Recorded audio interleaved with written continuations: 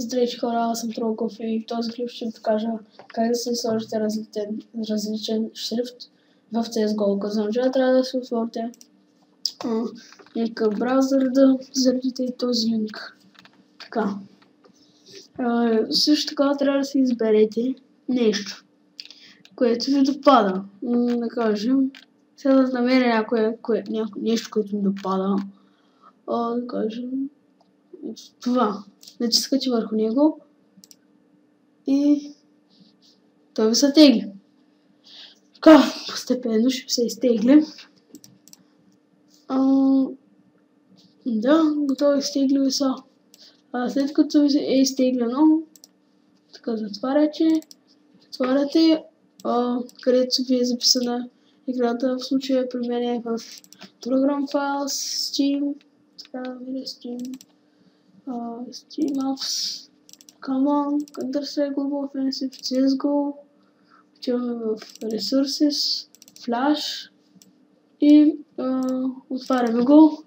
Няма нужда да го разархивираме. Просто тук сега натискате, докато ви стигнете до тези двете неща. Тук така и копирате и замествате. Целта трябва да изключите CSS.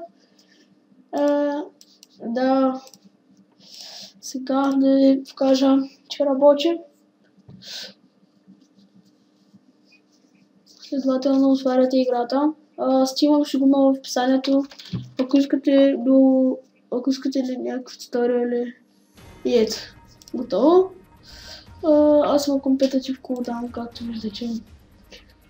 И да, ако искате, значи това всъщност не е точно моя акаунт, но можете да ме добавите в този акаунт. Да, защото този ми е, така да се каже, временен. Принципно не съм така дивизия, така че спокойно.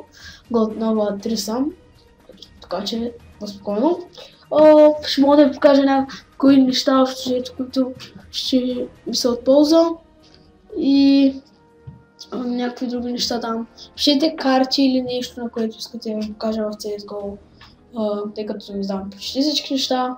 И да, чао, до следващия клип.